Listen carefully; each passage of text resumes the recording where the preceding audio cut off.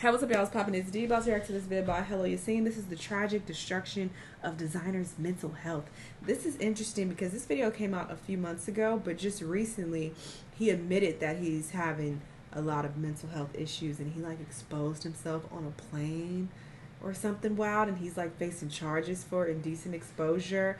Just a lot is going on with this man, so we're gonna see, you know, where it all started and what went wrong. I'm assuming that it's because his career didn't take off like he thought it would, so that started to really mess with him. But I don't know. Let's see what happened. Let's watch. This version of me is done. It's done. It's done. It's done. It's done. It's done. That's a take off, bro. Oh, Desiigner has been in the game for over 6 years now, with one of the biggest accomplishments that any music artist could ever achieve. A diamond plaque with a solo song. And according to his Instagram profile, it's 2 times diamond. I'm not sure if that's true, but if you look at the RIAA certifications, it was 6 or 7 times platinum in 2017, and that's 5 years ago. This is both Desiigner's biggest accomplishment and his biggest setback in the eyes of the fans. He's seen as a one-hit wonder, although the truth is he's had a minimum of 2 hits, including Timmy Turner. But the past several months have been filled with not only career struggles for Desiigner, but also personal. Losing 2 close friends in the industry, P&B Rock and Takeoff of the Migos, and we've seen him fall out of character deeply. Desiigner's rise was meteoric.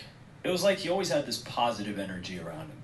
Never a dull moment. Someone who you could see the... When this song first came out, I thought it was Future. So I wonder, did that contribute to the success of it? I mean, it was a good song. Panda, I'm referring to. I don't know if I said that. Well, everybody should know. But yeah, I really thought it was Future for the longest. But then I was like, wait, this song kind of don't sound like him. And then, because I kept hearing it like on the radio. But then I was like, wait, this is definitely another nigga. And I wonder, is that why people really fucked with it? Because they thought it was him. Smile and gratitude of success every moment, and it was infectious. But things weren't always this way for a young Desiigner. He grew up in Bed-Stuy, Brooklyn, in the Louis Armstrong Project housing complex, a dangerous neighborhood down the block from Jay-Z's Marcy Projects. Desiigner's grandfather was actually a prominent blues guitarist and singer by the name Sidney Selby, and went by Guitar Crusher, who spent many years performing and living in Berlin, Germany, even marrying a German woman. While hustling and growing up as a young teenager in his housing project, Desiigner would start rapping at age 14, the same age he got shot. Today, I ain't gonna lie, nigga, I was a bad kid. I was a hard head, I was in the streets, doing dumb shit, you know that, I was stupid shit, you feel me? I got hit in my hip. My head. Wow. Yeah, right there in my hip, and it just was like, it was a little bit of blood, and that little bit of blood, I wasn't no serious in and out. I was in the hospital 10 minutes, 30 minutes, you feel me? But it was just that moment that really said, yo, mind your business. Right. When that happened to me, it just was like, I knew I wasn't supposed to be there. You feel me? I always had a voice in my head that said, don't do the bad. To see my moms and hear my moms pass out at work, it wasn't pleasant. Desiigner became the go-to in his neighborhood for anyone who wanted to do some music. He ended up going to Thomas Jefferson High School in Brooklyn with a new mentality of networking, doing features, making music with others. And he was always tried to uplift those around him, especially his friends. After releasing Zombie Walk on December 3rd of 2015, he would release Panda less than 2 weeks later, and this would be the song to change his life forever. It would grow on SoundCloud before being re-released officially in February of 2016 when he signed to Kanye West's Good Music record label. When interviewed on Genius talking about his first song, Zombie Walk, that would end up getting more attention after Panda, he elaborated on who it was dedicated to and the story behind it. Now this song is for my man Savage, who's disabled. You feel me? He's crippled. He handicapped. So people used to make fun of his walk. But I said, nah, that's the zombie walk. We're going to change it for you. So it's all just a shout out to my man Savage. And you feel me? Just making, you feel me, his style, his way of life. You feel me? A wave and make it the zombie walk. A wholesome story of Desiigner trying to spin something people clowned his friend with into a positive and having him as a feature on the song. Desiigner would be at the legendary release party in Madison Square Garden at age 17 for Kanye's The Life of Pablo, with his song being used on the track Part 2.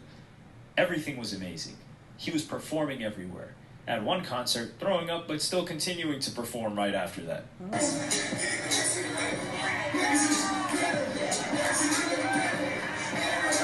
appearances, and more. That was smooth. But this is the first time we also got some controversy surrounding Desiigner due to his sound being very similar, nearly identical, to Future, who had just gone on his mixtape run in 2015. It didn't seem to bother Desiigner all too much because he was on a high. He had the #1 song in the country, something that Future had never accomplished at that point. But after a couple of months, people began wondering if Desiigner was just Panda, and if he would follow it up with anything else. That's when the 2016 XXL freshman class came in, and it shocked people. While delivering the individual freestyle, Desiigner would sound nothing like Future, Panda, or Zombie Walk.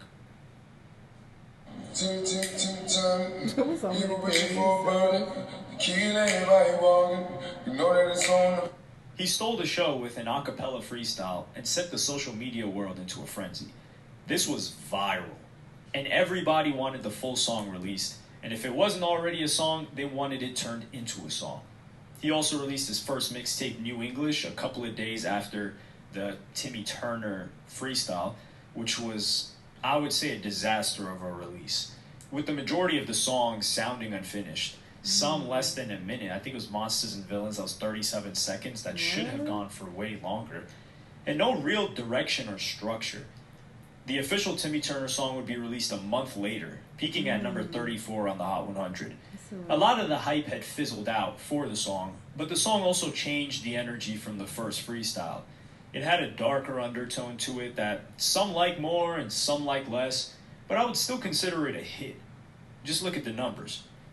Unfortunately for Desiigner, he would get arrested that September on drugs, weapons, and menacing charges for a road rage incident, which he describes as just throwing his hands up, and the guy who had swerved in the lane at night in front of them must have thought it was a gun and reported it. They were in jail for 3 days before bonding out, and Desiigner recalls people in jail calling him Panda in a cage. It would come out that the drugs were not Desiigner's, they were steroids that belonged to his driver/security. Desiigner would still be riding on the heat of his two hot songs, doing shows, worldwide. But this was also the time when he would cool off a little bit, and a weird time for good music as a whole. He felt disconnected from Kanye more, and left on his own.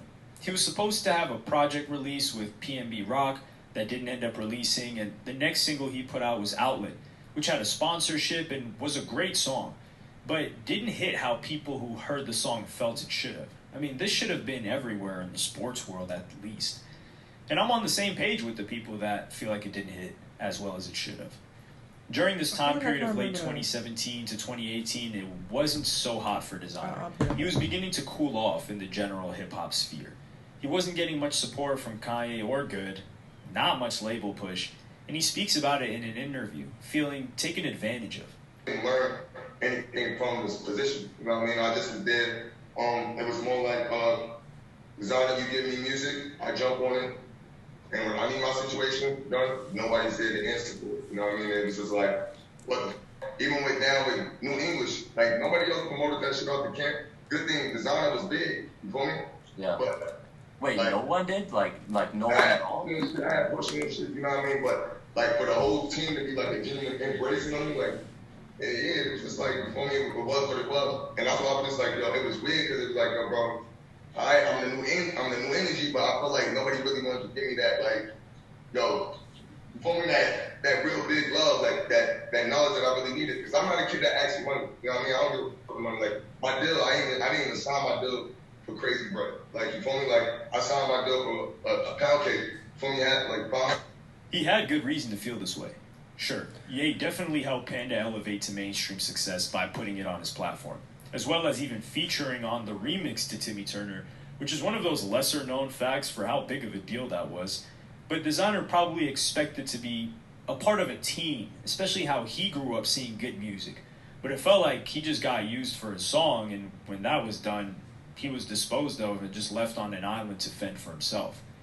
He recalls his time with Ye and wanting to learn a lot, but not feeling welcome. Shit like that, like I wasn't really in it for the brand, bro. I was really in it for the knowledge. I wanted to be around Kanye West to learn, you know what I mean, and know certain things, and you know what I mean, to help me get prepared for it.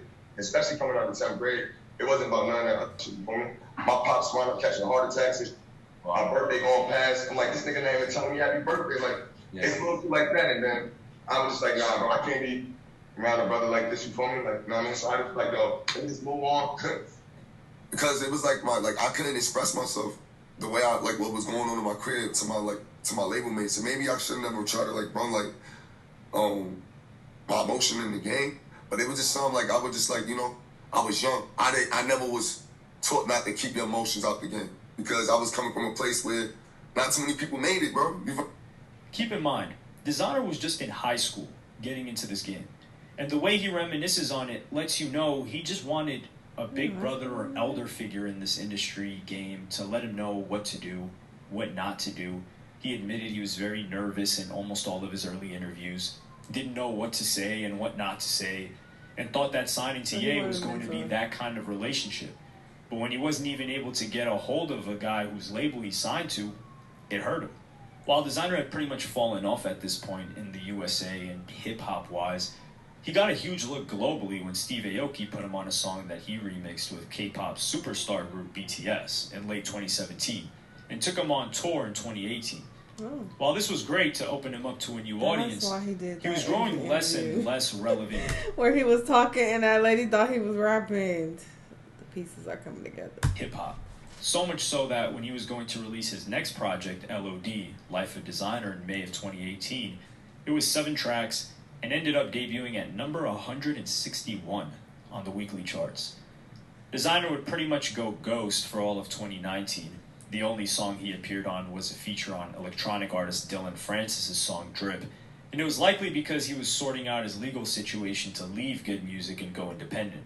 And that wish came true because in 2020 he became independent. But how is someone who came into the game at 17 with a smash hit song on a major label, one of the biggest hits in American music history, really, when we're talking Diamond and up, and never really built a fan base before being signed, supposed to know how to operate independently and build up a buzz as well as hype all over again after now having the expectations of hits and being labeled as fallen off? It's a big hurdle. Even worse, that 2020 is when everything was locked down. He couldn't do shows. He released 3 songs that year in a mixtape, not doing too much noise outside of the people that followed him. And his grandfather, a musician, had passed away too. Same deal happened in 2021. And this likely began to get to Desiigner as it would anybody. You're 23, 24, still really young, but your peak is behind you, and you have no idea what to do next. Fortunately for Desiigner, he wasn't struggling financially. He definitely made many millions of dollars. And we didn't see him flexing expensive purchases as much as other artists. But there's still that drive and desire in most young men to want to progress. And Desiigner wasn't progressing in his career, numbers-wise. At the end of 2021, Desiigner would release a music video titled Letter to Ye, where he raps about his experience and appreciation for the opportunity Ye gave him over a J Dilla beat. And 2022 was a year of loss for Desiigner. We would first see a public outburst of frustration from him directed towards rapper ESTG. Nigga, artists trying to charge me $75,000 ESTG, bro. Yo, you're garbage. You is hot garbage. You can't perform like me. You can't never make a song like anybody in New York City. You're trash, bro. You're trash. You know what you are? That ass what I'm doing right now. You feel me? Stop playing with me. For real, for real. Y'all niggas ain't never saw what I sold. That's on my mother. Y'all niggas still trap your little gold records. Kick all them chains on your neck, boy. For real. Cause you a slave to the game. The way I interpreted this was Desiigner felt insulted and disrespected. And I don't think this was directed at ESTG as much as it was directed at everyone who was clowning him and saying he fell off and he was irrelevant now. And disregarding, he accomplished one of the most impressive feats that someone can do commercially in music. Nobody really wanted to work with him like that. And the only rapper that publicly showed love to Desiigner since the lockdown and said he was working with him was PNB Rock, in a tweet saying, "My first session of 2021, and I'm doing it with my brother Willie Donut. I made my first platinum song with Gang, No Kizzy. Selfish off to a great start, at Life of Desiigner in a cut." PNB Rock was also somebody who nobody wanted to work with either after he had gone independent, but wanted to talk about how much they loved him when he passed away. The better question would be, if they were so close to him, how come they needed to post 4-year-old pictures with him on their RIP post when he was hot, instead of something more recent? Desiigner would apologize for his statements to ESTG the next day. Yes, sir. Y'all already know the vibes. Your boy Desiigner. You know what I'm saying? I'm gonna just leave it like, that's that man Price. You know what I'm saying? Word, no disrespect to their camp over there. You know what I'm saying? They in How you gonna get mad at him business because over that's what he there. want to charge? He would lose his close friend PNB Rock on September 12th, 2022. He would just put up a photo of him as an RIP without a caption. But it was when Takeoff passed away in November that Desiigner would be on Instagram Live and completely break down. I swear, why do we do this? Why do we do this? Why do we do this? I swear to God, this ain't nothing. I'm done rap. I'm done rap. Sorry, I just saw a lot of snot in his nose. Hear to me, it's done. This version of me is done. It's done. It's done. It's done. It's done. It's done. Y'all can take off, bro. It's done. The first time ever we had seen Desiigner come out in public, not positively and not on some at least moderate energy, was his frustration with the ESTG feature. He never had issues with any other rapper. This is the second time, and it's him breaking down at the death of Takeoff, saying he was done with rap. These are first-time occurrences in a 6-year span of a career, almost 7 Somebody now. responded, wait, Takeoff dead? This wasn't a Yeah, pattern get of out the behavior. line. Desiigner would pop back out when 21 Savage said he would beat anyone in his freshman class in the verses, to which Desiigner replied with this video clip. 2021 Savage, I killed everybody walking, put them all in the coffin, double XL floss, BT, how they watching, BT, wallet for wallet, killed everybody walking, you know that it's on the finest. He would release a song on November 10th titled Star in the Room, with the cover as a repurpose of the 2016 XXL cover, but with Kids Next Door characters, and face a lot of "we thought you quit rap" comments from fans. I think it's too much to go in on Desiigner for releasing music when he was in an emotional state at the tragic loss of a friend when he said he quits. I think he's fed up with how the game chewed him up and spit him out, judging by the rest of his ESTG call out that I'll play for you guys right now. Real talk, son. Let me get it clear, bro, because y'all consumers, man, are my friends, man. Let me make shit #1 topic, you know what I mean? Y'all my friends, but y'all gotta really understand who you buying your product from. If you want your product from niggas that's really just buying change, selling you a fake ass dream, you know what I'm saying? Because a lot of these artists, bro, is getting put in these rooms, bro. It's a lot of relationship deals. It's not even what you think it seemed to be, bro. It don't be that, bro. You get what I'm saying? I really be in the room with a lot of folks, man, and niggas be holding niggas down. So make sure y'all niggas really be fans of real performance artists, people that can really take the stage from United States to the middle of Japan, bro, to out Oanaka, bro. You know what I mean? Japan, bro. Military camps, bro, in Korea, bro. You know what I'm saying? Let's take it down to Nairobi, bro. Let's take it to Kenya, bro. Desiigner spit some real gems in this. There are a lot of bells and whistles at play that are put in front of fans to make it seem like someone is hot when they're really not. And they keep faking it until enough real people buy in. And now they're actually popular.